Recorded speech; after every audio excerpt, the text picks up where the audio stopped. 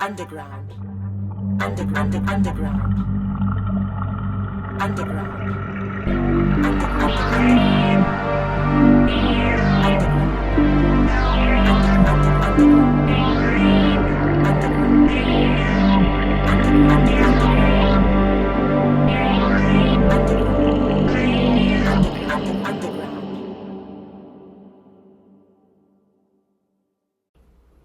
Greetings, surface dwellers.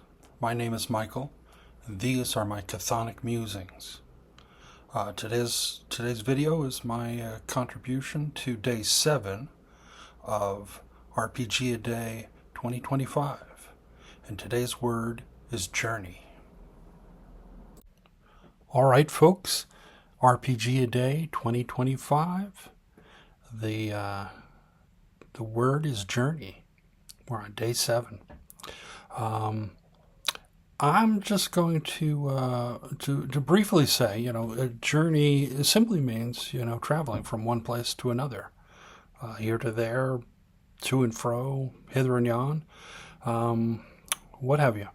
The amount of detail and attention that we pay to it in our role-playing games can vary wildly, from simply hand waving and say, okay, you travel from here to there, you're there, and let's pick up from that point, to really digging down to the events of that trip, and that's about all I'm going to say generally on the topic. I'll leave the other explorations of the hero's journey and the Lord of the Rings and Homer's Odyssey and the Coen brothers' more contemporary retelling of that tale. I'll leave that to others to discuss. What I want to do is pick up on my promise from my video musings number 4, where I was going over random tables, the use of cards and Hexflower game engines, and go through the detail of a particular simple linear 2-day journey, and just we'll go through that example. All right. As a fair warning, though, I'm not going to be avoiding spoilers or reveals. So if you're planning on running, or I should say playing in this adventure, that's what I'll say. To recap, for those who didn't see my prior video, this adventure is from the zine, from the Erudite DM. It's his first zine called Warhorse. The adventure is called Horselord of Tanishorn, and it's for Shadowdark, for the Shadowdark RPG. From the way that I'm understanding the adventure, there are 3 parts. The first part is the journey from the capital of Tanishorn to Tanishorn. And that is, I'm just covering that first part, and how I approached the setup for this.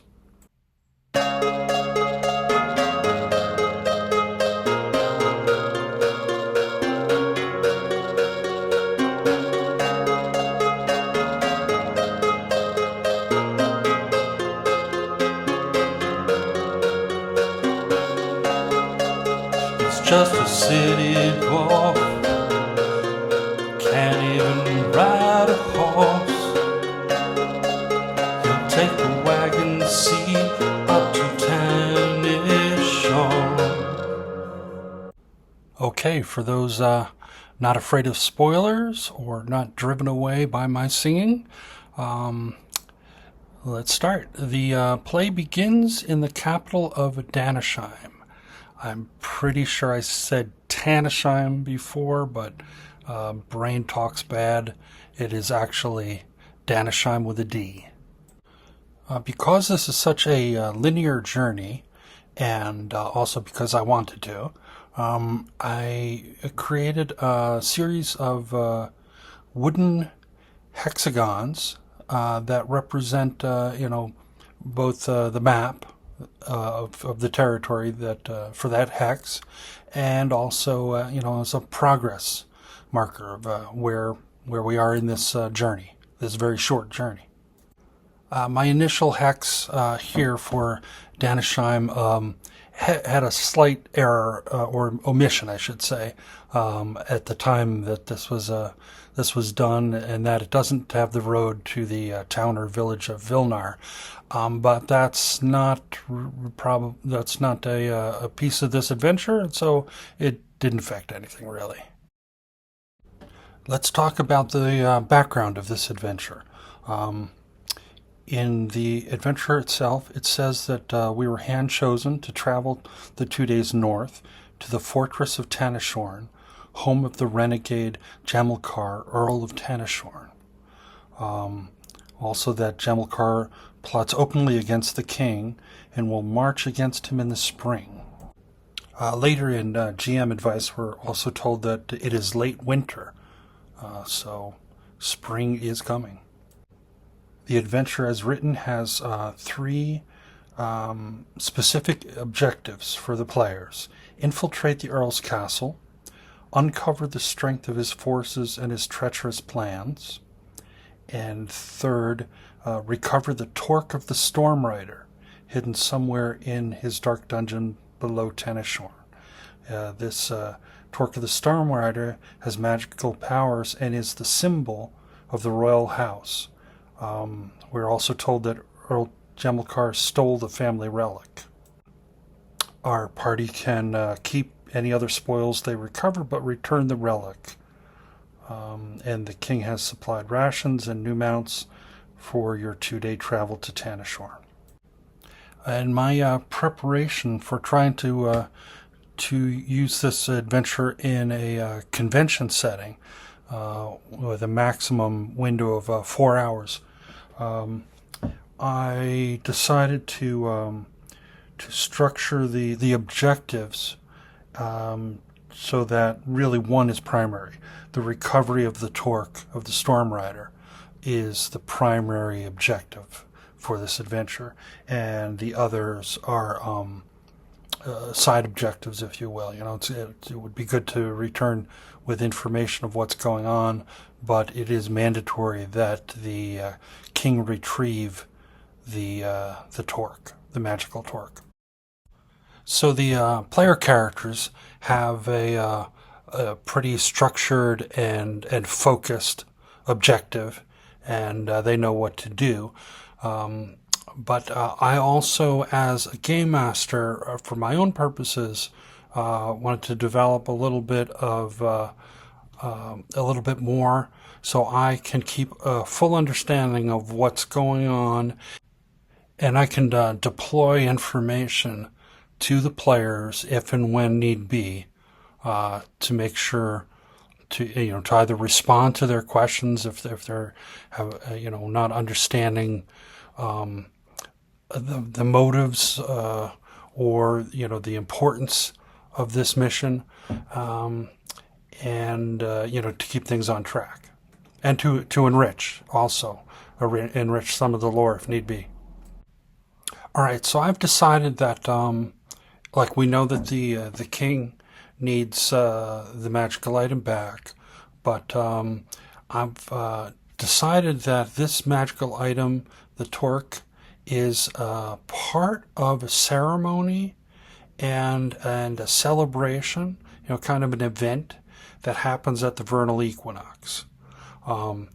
It's an event that was originally part of the nomadic horse tribes, the peoples of the area, as kind of an annual renewal of truces of sort, and includes games, that various games and competitions that horse riding peoples would do, and then it's so now it's also connected to a religious celebration. It's a religious ceremony, I should say, and then following by these other this other event. So they've kind of fused together between like civilized and the indigenous peoples into one event, and the torque is a major part of the king has to perform a certain let's say ritual, but I don't mean that in a kind of magical sense. It's just something that, although the item is magical, but the ritual itself is a ceremonial ritual. And if that doesn't happen, if the king does not show, or he shows and does not have the torque, there could very well be, and likely will be, a crisis of confidence, and that will make things much more difficult. And the other thing that I put together is a list of factions. I like working within factions. It's a way for me to categorize, various motives. I typically have like faction motives, and then people within the faction might have their own personal motive within that. And between those two things, I can kind of grok who's who and what aims they're looking for. Which is very important, because if our player characters are trying to talk with people and negotiate with them, and I as a game master have no idea these NPCs that they're talking to, who they are or what they want, it's very hard to create something realistic, and something meaningful back to the players. So I came up with 5 different factions. First are the loyalists, who are loyal to the king, who I gave a name. I calling him King Galen, including the charcoalers, who, since very near Tanishorn, there is a forest, and so I don't know. I like charcoalers for some reason. So I imagine that there are loyalist charcoalers in the area, among some other people as well. These loyalists are fairly abundant in the capital, in Danishheim, but by the time we get to up to Tanishorn, these loyalists are more quiet and in hiding, and they're waiting for a hero or a rescuer, somebody to reverse the situation that's up there. The second faction, and this is where we come into some major spoilers, is the main villain of this adventure, and that is Lord Marshit, the Murder Lord. He is a raven folk, who are also known as croakers, and this is from the zine. They are night-haunting, raven-headed humanoids spawned from a dead god of knowledge, and I gave this god a name of Ing Saga. Twisted mockeries of the all-seeing ravens of old, they were banished from the sky and now skulk in forgotten ruins and fens. They live to spread fear, whisper omens of doom, and serve their dead god. So this is some great stuff here. But I don't necessarily subscribe to the structure where every adventure has to end with a battle with the big bad evil guy. Now that can happen, and that could be exciting. I would play this out to see, to set things up that may or may not happen, because the point of this adventure is to get that item and return with it. So the players may mean battling Lord Marshit towards the end of the adventure, or it may be escaping and running away from him. Could mean splitting the party and having some people, confront him and have others, escape back to the capital to retrieve to deliver the item. All right, the third faction is from the adventure. There is a rather nasty gnome character, Carnaby, and if you read through, you see that he's like kind of displaced. He had a prominent place, in the ear of Earl Jamakar, I should say, and but now he's been kind of displaced by Lord Marshit. So like I said, he's like kind of a nasty fellow. So but his aims are not aligned with Lord Marshit and the Croakers. So that makes him and his anybody in his circle a separate faction. Which can be very interesting, because when you set people up in these different factions, you kind of know, and give players an opportunity to work people against each other. If they can find out, there's bad blood between this group and that group, and those two groups can both be nasty people, but the players may be able to find a way to pit them against each other.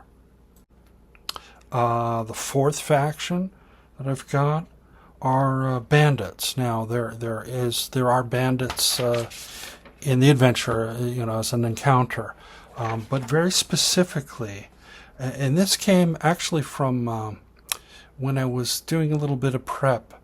The keep for castle for Tanishorn is not laid out in the short adventure in the zine, so it's kind of up to you.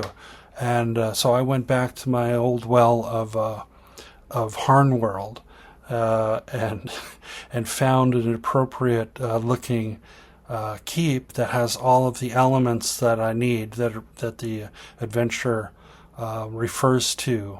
A great hall and a kitchen and a storeroom, and all the elements of where I can link to so that I have an entrance to the dungeon area. But this supplement from Horselord also had a few characters. The Baron of the keep in the supplement is fairly young and inexperienced and really ill-equipped for any kind of leadership. And he has drinking buddies and he chases women, and he's a rather weak character, let's say.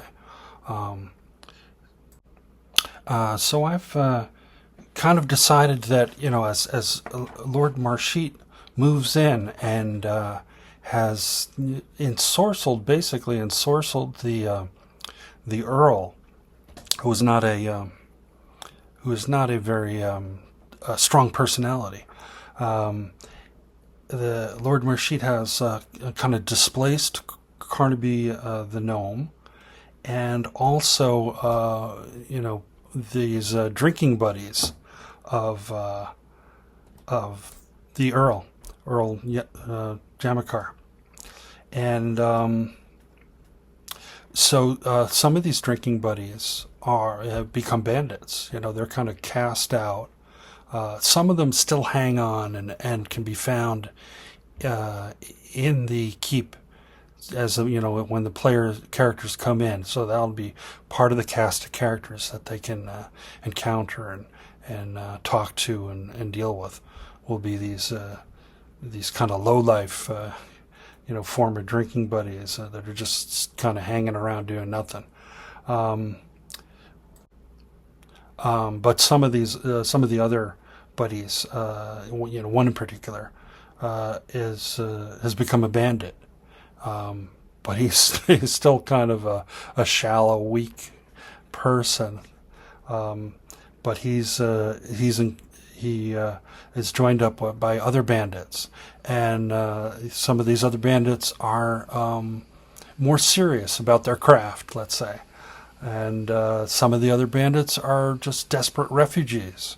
They've been displaced by the chaos that's going on, and had to go somewhere, do something, and wound up part of this bandit band. So it's kind of interesting. So when I run the bandits, they're not just like generic stat blocks that come out of come out of nowhere, and they're just looking for money. Yes, that's the definition of the bandits, is they're trying to shake people down, but they can be coming at from different levels of greed or desperation or what have you, different motivations.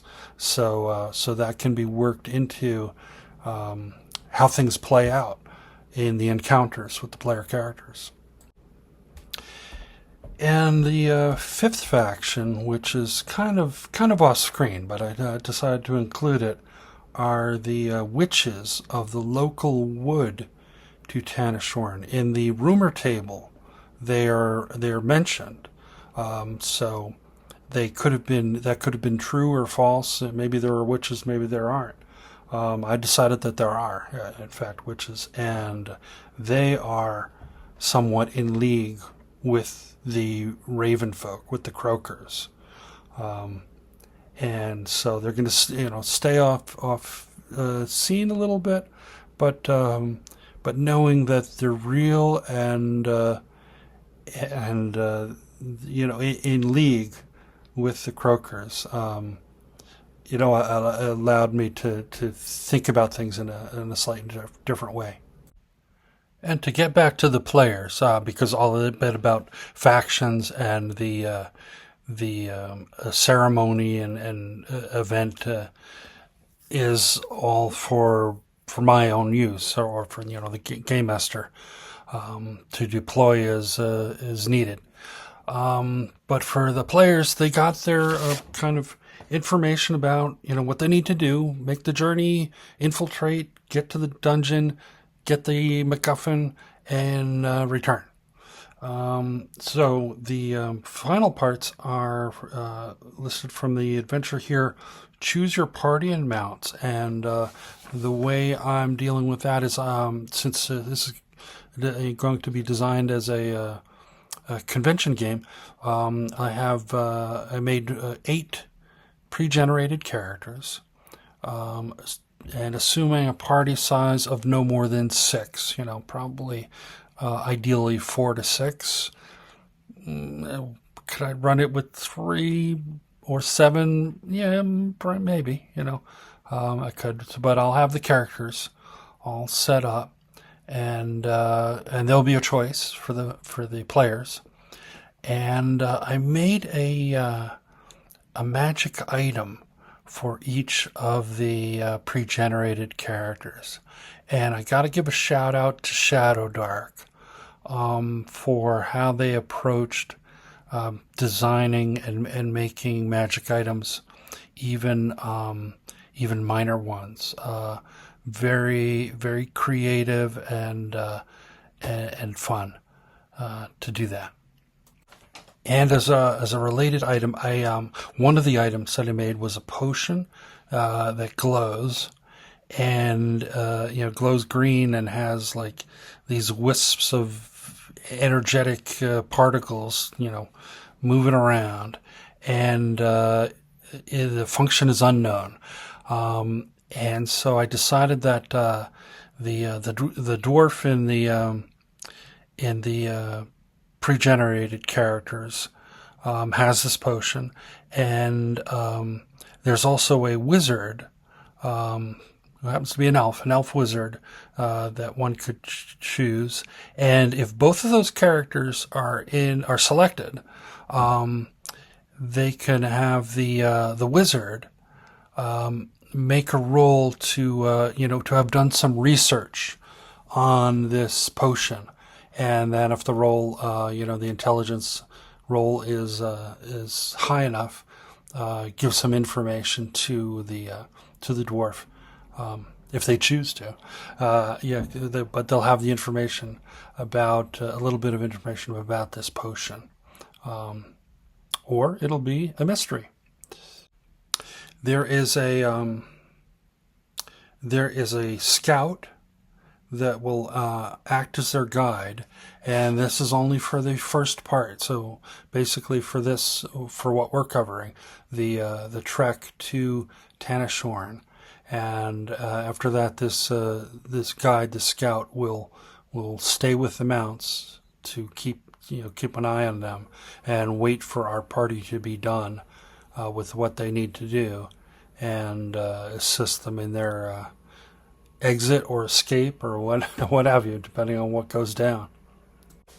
The party will have 2 wagons, one covered wagon, and I'm imagining it being somewhat in the kind of like a Roma Vardo, covered wagon, and so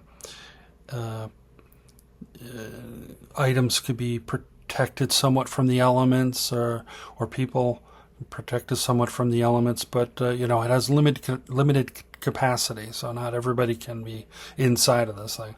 But so they got that, and an open wagon with has an oiled canvas tarp that can somewhat protect, be put over and protect items there, but. And each of the player characters get 1 roll on a rumor table, so they get a little bit of information, and then during the journey, there's the potential to acquire more information, to put together pieces of the puzzle of what's going on up in Tanishorn. And I guess lastly, I'm using a Hexflower game engine to drive the weather. So there's a little bit of setup, so where there can be there's 3 rolls that are done on the weather table, and it establishes what the beginning weather is going to be. And in this case, I covered that in the prior video of Musing number 4, of how step by step how that is done. So, but in this case, we'll start with the fact that has been done. And fog, it starts out with foggy weather in the morning. And I almost forgot, there is one last thing that I inserted here, and that is to assist in the infiltration of Tanishorn. There are 3 letters that are supplied to the party.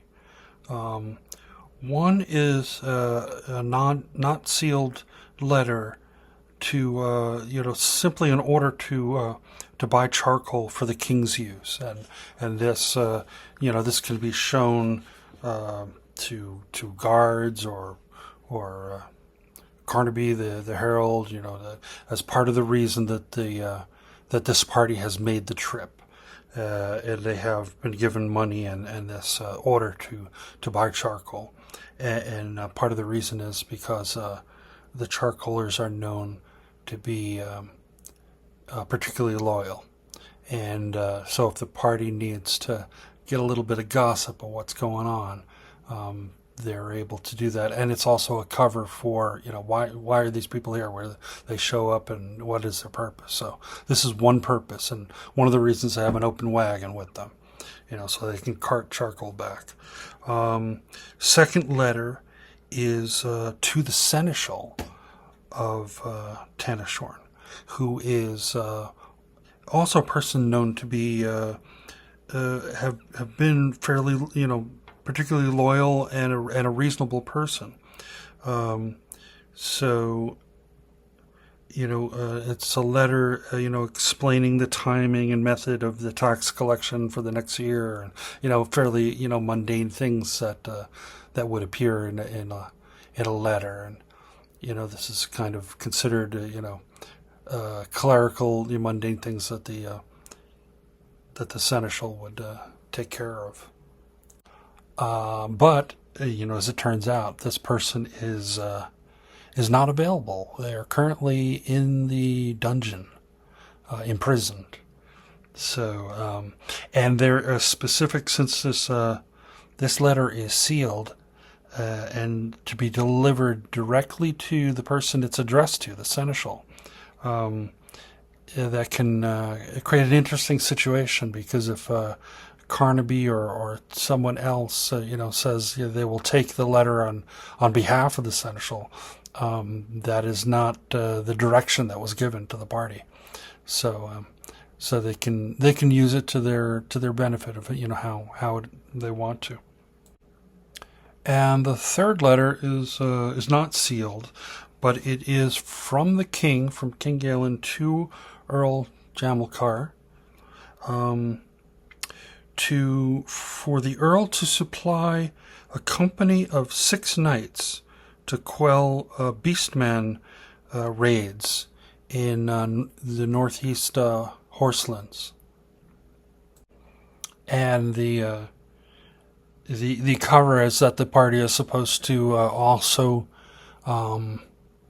return, besides delivering the letter to the seneschal and coming back with a load of charcoal, they're to also return with the reply from the Earl back to the king, either in writing or his verbal reply. And so with those 3 things, it kind of gives the party different points to work off of, rather than just dropping them in and saying, investigate, which is particularly helpful for anybody that's coming from, a like D&D 5th edition, or into an old school type game like Shadowdark. The players may not know anything other than, I hit the investigate button and see what happens. This gives them things to latch onto and work off of and improvise from. And as I said, it also provides like a cover. There's several reasons, some mundane that this party of people would have come from Tanishorn to up here to Tanishorn to take care of this business. Okay, so the journey begins. I flip over the first hex west of Tanishorn, and you'll notice in the setup, I've got a small stack of cards next to each hex, and each stack contains 6 cards. And this is going to be, add some randomization to this journey. I'm aware of, all the possible things that could happen, but even I, as the game master, don't know which of the possible events will be occurring.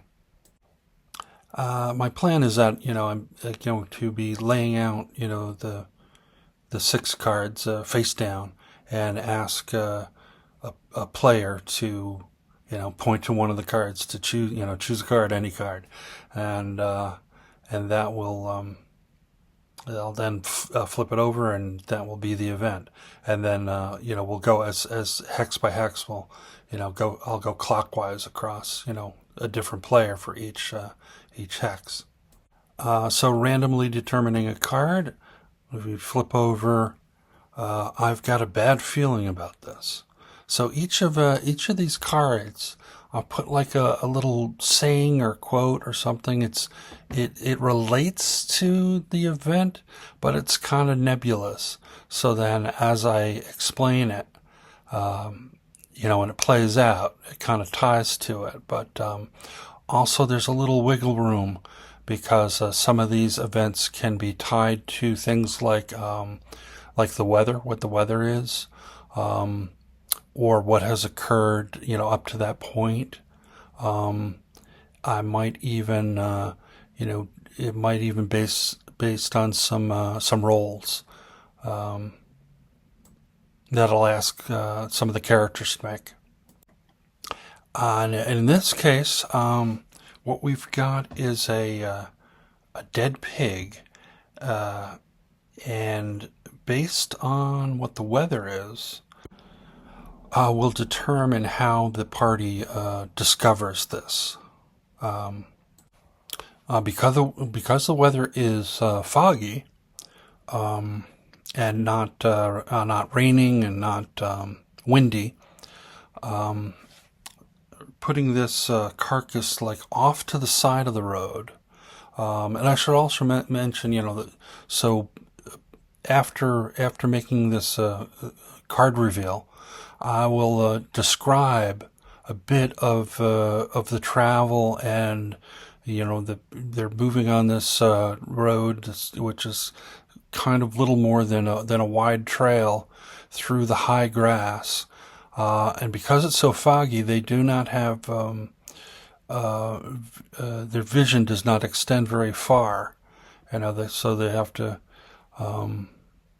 So they're not able to see too much of small copse of trees out in the distance to the west, or the hills off to their right and the northeast. And also because of this particular encounter, I'm going to choose to put it towards the end of the travel on the hex.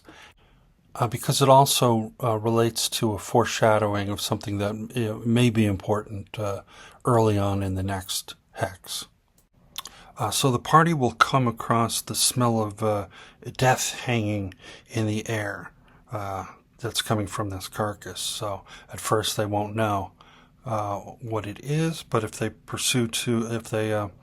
decide to investigate a little bit and not just keep going, they will then find the carcass of the dead pig, and based on since there are no real skills in Shadow Dark, I've got based on the backgrounds of each of my pre-generated characters, there'll be different levels of discovery. Let's say this dead young pig has puncture wounds, and I know it's from stingbat attack that occurred. But depending on who's investigating, they may either immediately be able to identify them as stingbat wounds, or they may just come across different observations, like there's not a lot of blood from these wounds, and it looks a little odd, or there are holes on both sides of this pig, which may require that the player says that they're flipping it over with a spear or something like that. So this a pig was attacked from both sides, or to a simple like I don't know what these puncture wounds are, but they're not arrow wounds. And this is supposed to be atmospheric. Maybe give a little foreshadowing to the potential of stingbats ahead, or behind, or somewhere in the area, but not really something that should take a lot of time.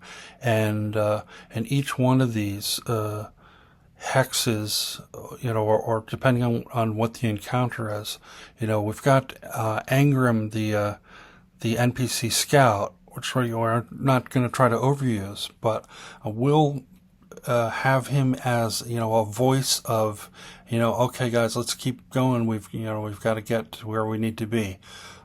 So if things start to drag a little bit, because I'm looking for this entire trek to take hopefully around 90 minutes, hour and a half, no more, which means at 6 hexes we're talking about 15 minutes. And some of these encounters, like this one, hopefully pick up some time. Hopefully this only takes like 5 to 10 minutes for the party. And and if it were raining or very windy, so that the idea of like catching the smell of a rotting carcass is not feasible.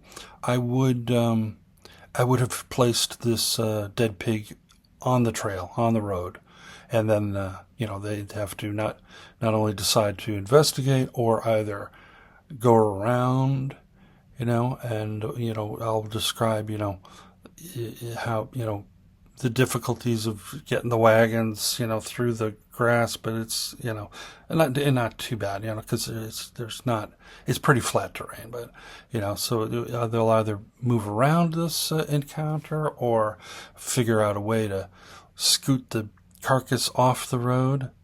But in any case, it's not meant to be an entire, a very in-depth encounter, and hopefully takes less than the 15 minutes that we've allocated for it. And I will just say one last thing about this hex and the other hexes, that in each stack of cards, there are, typically there are a number of different types of events. And there's usually like at least one that could be like a standard encounter. Like in this stack, there's one called a rustling in the grass, which if that comes up, would be an encounter with these giant trapdoor spiders that lurk in the grasses nearby. And there's also in each stack typically at least one card that is a shift in the weather, which interacts with the weather engine, and so we don't really know, how volatile the weather's going to be. It all depends on how many of those cards come up, and can change the nature of the events that unfold. Moving on to the next hex, we flip it over, and we can see a road that's coming in from the west, meeting up at a crossroad to the road that we're currently on, and across from that a building or structure of sorts. And this building is a barn and an attached like farmhouse, and there's a modest paddock also nearby, but this building has been burned out. The house nearly completely gone, and the barn severely charred. So that's something that the players can see from the road. And in fact, this barn is where the stingbats would be located.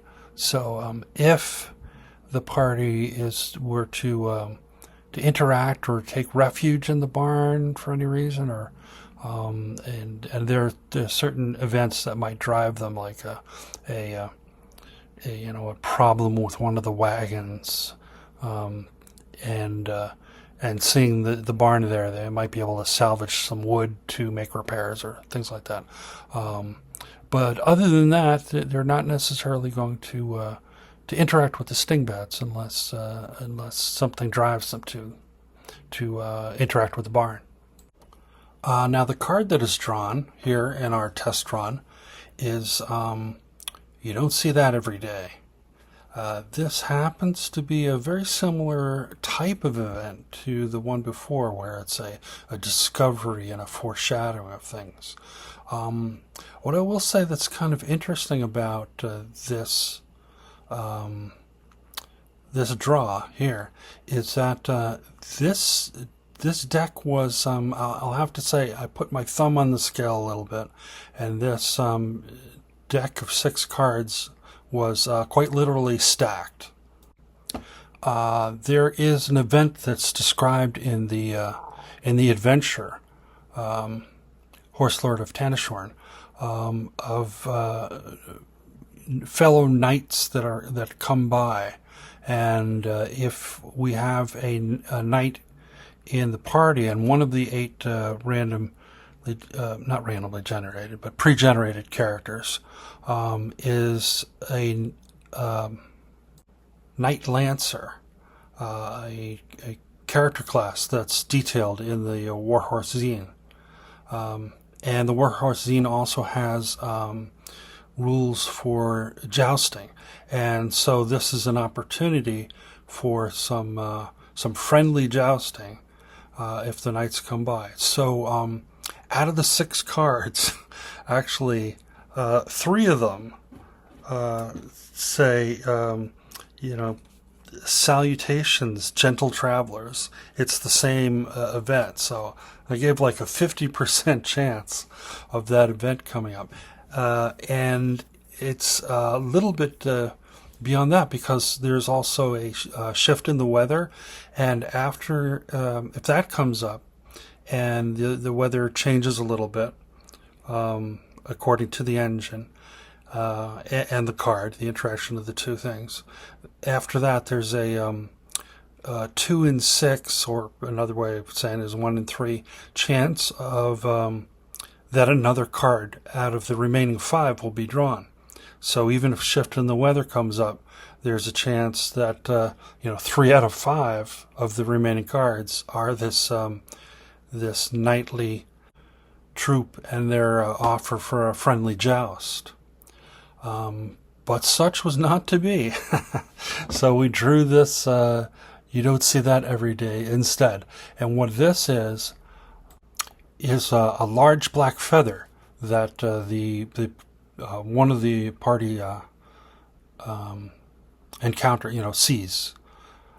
If the weather was windy, I would probably describe this like have the feather coming, out across the wind and then somehow come into their path, or, like hit them and, or push up against them or something like that, or land into the side of one of the wagons. But otherwise, since there's no wind, it'll be like, lying, in the trail or in the road, or, somewhere that they can easily see. Now this feather is large enough that if you were to imagine it on a bird, it would be a rather large bird. I allow 4 of the potential characters out of the 8 pre-gens to have enough of a background that they may be able to identify this beyond, like, okay, this was a very large black bird that lost his feather, and that it is in fact the tail feather of one of the raven folk. If they make an intelligence DC 15 check, I should say, but only potentially 4 out of the 8 pre-gens would be called to make that check. But if they do, they will. This will be possibly the first introduction of the raven folk into this scenario.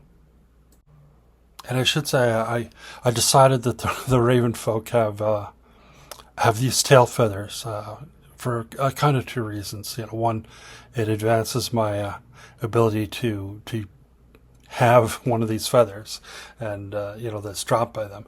And secondly, anyone who's familiar with the miniature, custom miniature crafting website Hero Forge.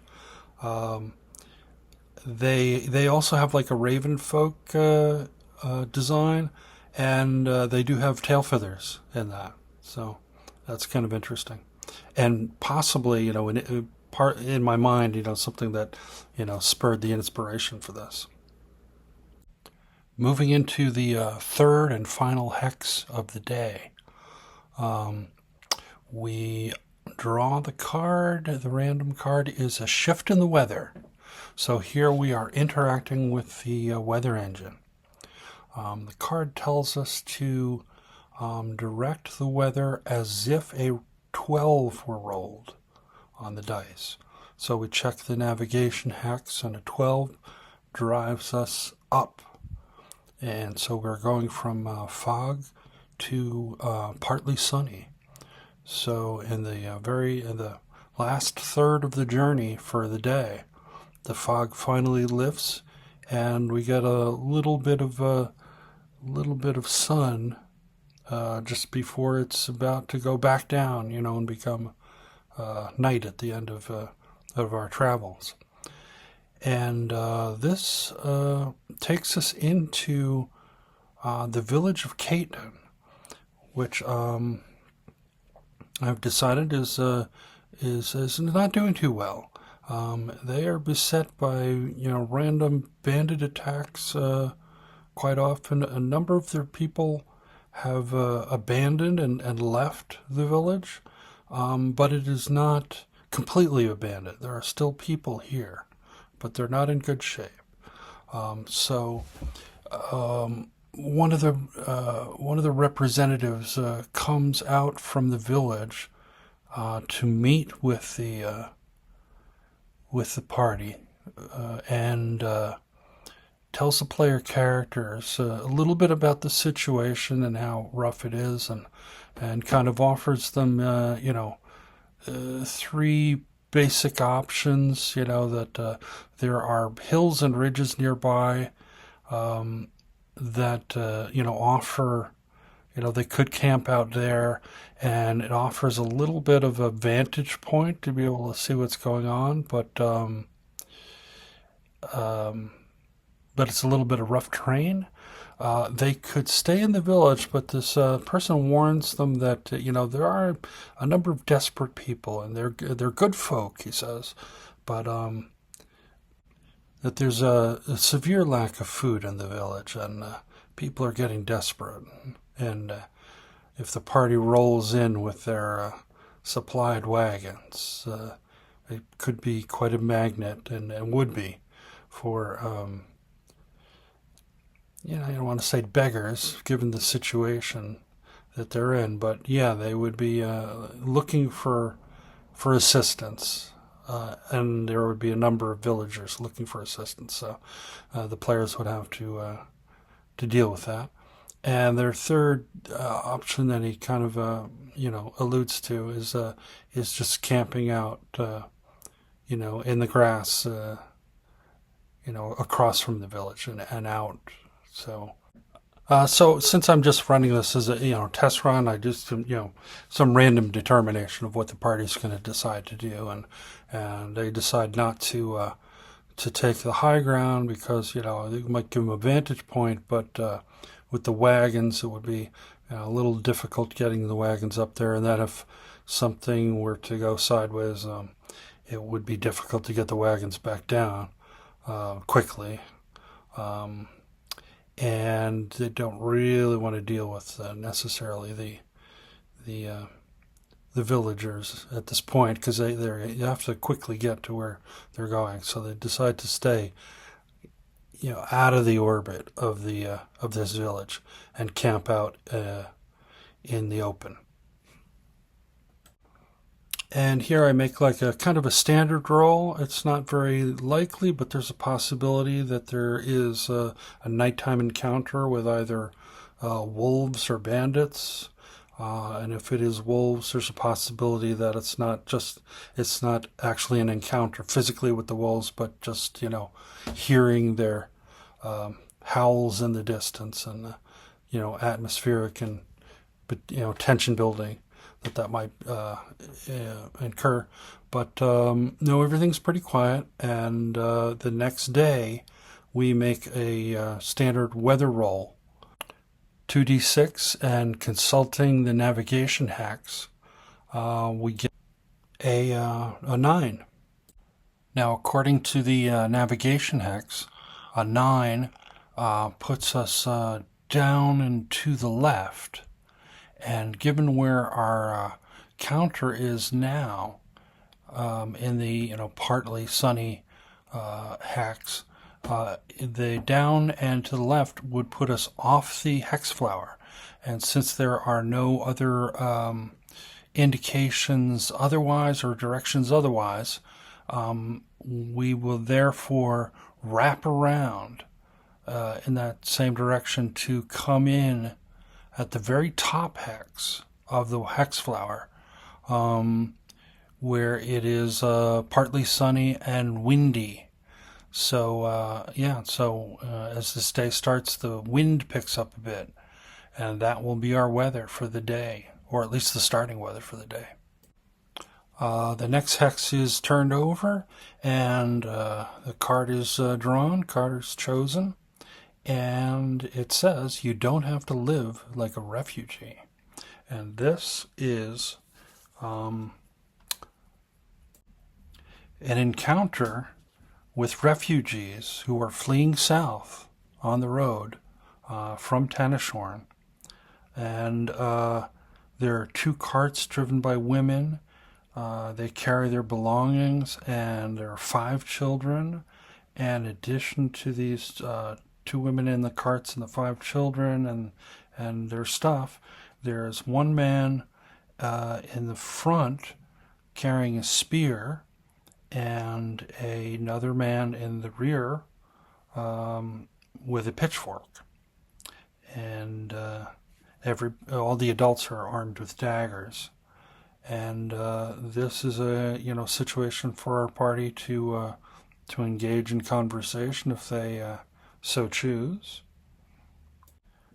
And if so, there are 2 rumors that I rolled randomly that can be shared with the party.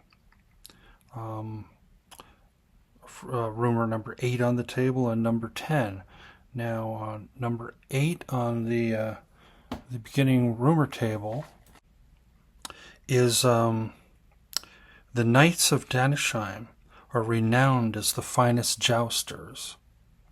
Now, I didn't think that was entirely, it's kind of like an upbeat, prideful thing, and I didn't think it was entirely appropriate, but keeping the kernel of the information, what decided that these particular refugees will share with the party is that, hey, we have, in this kingdom we have these, fine knights, and they're, defenders and the finest jousters. But where are they, and why aren't they protecting us? So adding a little bit of, let's say, demoralization and resentment into the message, into the rumor. And the player characters can respond, as they see fit. Particularly if there's the Knight Lancer character has been chosen as one of the player characters. And the other rumor, number 10, is Tanishorn is cursed for stealing the torque of the Storm Rider. And that's pretty straightforward and probably not something that is really news to the player characters or really adds too much. But it will add one little detail, a little bit. One of the women will say that she experienced this curse directly because she heard the voice of one of her daughters outside, playing, but it was nighttime, and she was scared. She didn't know how her daughter got outside and what it was. But when she checked on her daughter was inside the house sleeping, even though she had heard her outside.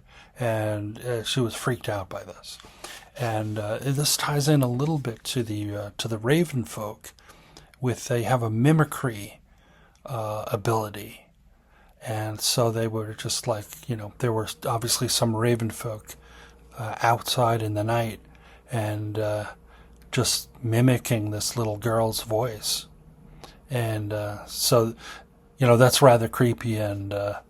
It ties into the fact that, okay, this family has had enough. They're packing up, along with 2 families, and getting out of Dodge. They're becoming part of the refugee train, heading south and out of Tanishorn. The next hex is the second hex of this day, and we're almost at the end. Let me just mention here, in case you noticed, yeah, they look a little bit different. It doesn't have like the black. These hexes are not on the black table. Something happened to my pictures from the original test run that I did, and so I had to like recreate, and then take new pictures for it. But these are the cards that came up. And luckily I did have I wrote like a journal as I was going through the test run. So I knew exactly what the draws were for each of the hexes. And this one came up. You're a jittery little thing, aren't you? You can probably see by now that, I've got a few Star Wars references in here. So this is one of those entries where it could mean one of a couple of different things. Right, and so it's kept a little nebulous here. So according to this entry, one PC is chosen at random to make a secret wisdom DC 12 check. So I would have I recorded all of the players, player characters, I should say, wisdom, so I know what I need to roll. And make the roll in secret because I don't really want to create a metagaming situation. If the roll goes terribly poor, and then I say, oh, you see this or that or the other thing, they'll be taking the consideration of what the roll was to say, oh, really? So that's done in secret, and then what's described as one of two things. It's either, if it's successful, see movement in the grasses to the west. And this is actually Brogo the farrier's daughter, Leanna, returning from a hunting trip. And we'll get to that in just a little bit. The other result, if it's a failure, is instead of that, it's a snake in the road, and our players can see the snake and react to it. But if the horses approach the snake, they may be spooked, and there are rules for spooked horses within the Warhorse zine, and this wouldn't affect the Warhorses. They're kind of trained to not be as easily spooked. And let me just say a little bit about this hex. And it looks a little different from the Horselands map. And so there is a hamlet of Bale, and the prominent feature of this hamlet is there's a tower, which has been kind of destroyed, and there are a lot of rumors on the rumor table, which are true, about a troll that occupies this. And what I did was I split things, I moved things a little bit farther apart. So there is the Bale, and there's the Tower of Bale with the troll, but he's up a little bit, up on an outcrop with the tower above that, a little bit away from some of the yurts that are around in what I have here labeled as Hill Bale, because I decided that the people of Bale, that some of them go live down by the river, and some of them are up in the hills near this tower, but they consider it the same place. It's all Bale. But for other people to say, like, okay, really, which Bale do you live in? Where do you live? That it's kind of become a custom to refer to, at first saying like I live in Bale down by the river, or I live in Bale up in the hills, that it soon became have two different names, Hill Bale and River Bale, even though the people that live there consider it one place in two different locations. Now, in the adventure as written, we are told that there are four tattered circular huts that surround this guard tower, and I've put them away from the tower in a hillish area, so to give a little bit of distance from where the troll is currently residing, let's say. We're also told that Brogo the farrier hides with his wife mule in a yurt, and if he's talked to, he will warn that the troll has moved into the dilapidated tower. And what I've expanded upon is that he and his wife and his mule are not leaving this place, not because it's a fantastic place to be, but because their daughter, Liana, is out on a hunting trip, and they need for her to return. And as soon as she returns, they've got their bags packed and they're out here. So the way this played out in my test is that the perception roll, if you will, was successful.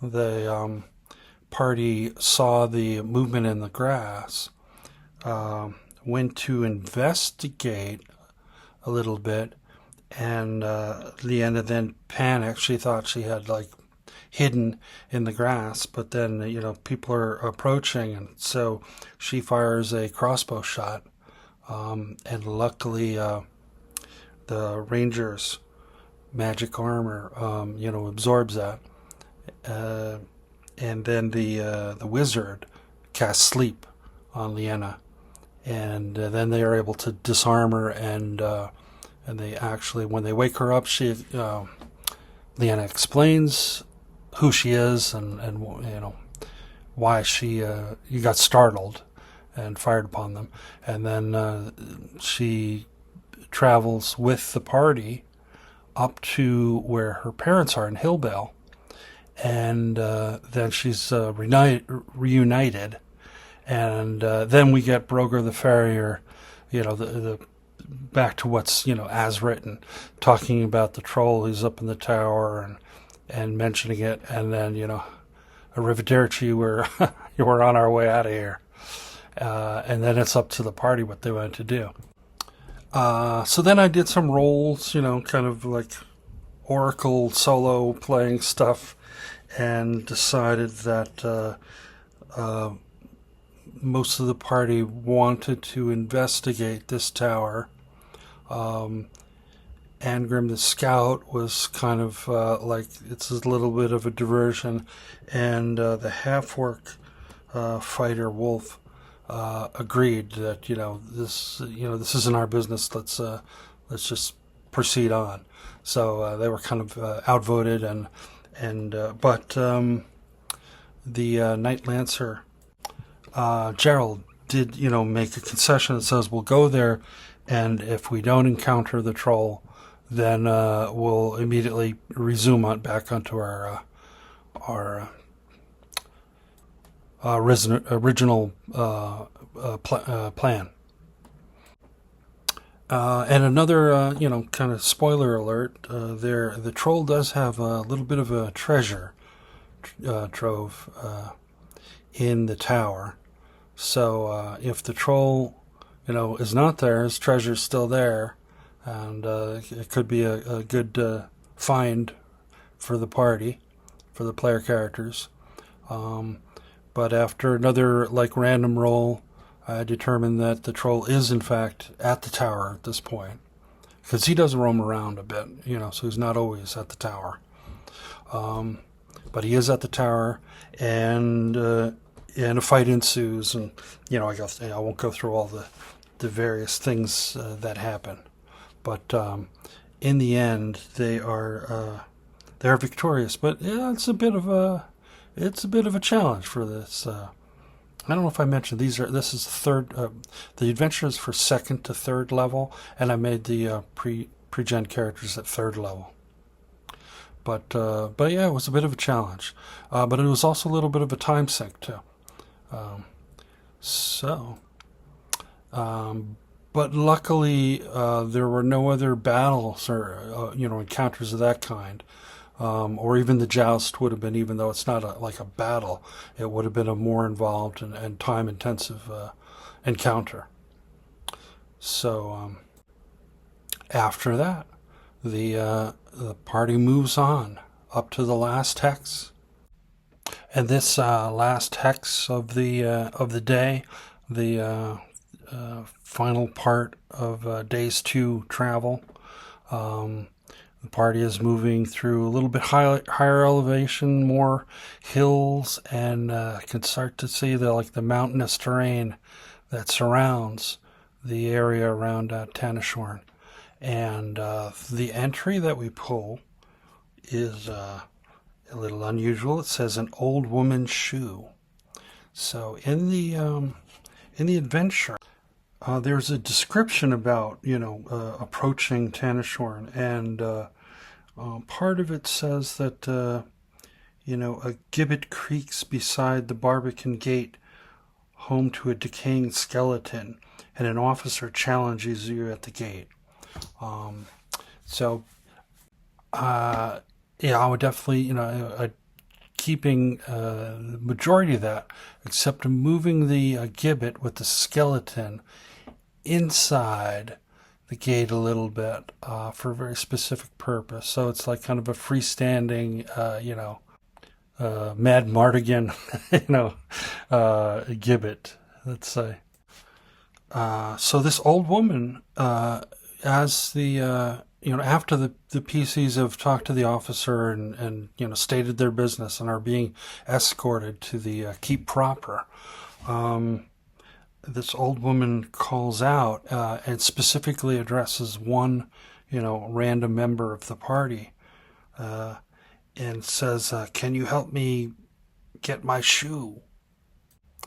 Now I make a secret wisdom check for whichever PC she's talking to, and if it's successful, the PC will kind of look where she's pointing and look around toward the gibbet, but also see at the same time some raven folk crossing, kind of behind, an area that's important. Because if that lead is followed up, if the PCs at one point circle back and say, where were those, raven folk going? Or because this is really probably the first time that they've actually encountered, other than the feather that they found. Wouldn't say probably. This is, for this run, this is definitely the first time. But in any case, it's probably the first time that they've physically encountered raven folk. And if they follow up, they may be able to find. I put in like a secret entrance to the dungeon, so like a second way in if they need it. And if that roll failed, then I just narrate to the PC that she was talking to that they look down and they see that this old woman only has one shoe on, and then they can look back to the gibbet and see that yes, indeed, for some reason her other shoe is in there with the skeleton. It just becomes like a weird encounter, but it kind of disguises that, there's that perception check to see the raven folk to maybe be able to get to, as a bonus, a potential secret second entrance to the dungeon. So there you have it, folks. How to overthink the even the most basic of journeys in 27 steps. But again, hopefully you enjoyed it, and you can, even if you don't use my exact techniques, you can see that things can be done. It's travel and journeys doesn't just have to be like one and only one monster encounter, and a combat. If you want to build in a little bit of atmosphere and tension and some rumors and some information to transition from where the player started to and get them ready to adventure on from once they reach the end of their journey, you can do that. And also, breaking news. As I was wrapping up this video or completing this video, I became aware that the Erudite DM has made some of his monsters available separate from whatever product the zine, or in this case the Warhorse zine. But these monsters, including the Raven folk, are available on DriveThruRPG on a pay-what-you-want basis. So that's exciting. So if you're interested in these night-haunting, raven-headed humanoids spawned from a dead god of knowledge, you can snatch them up and add them to your collection of Shadow Dark creatures that you use in your games. And so, until I resurface again, may your successes be many, your failures be memorable, and your beliefs be unceasing.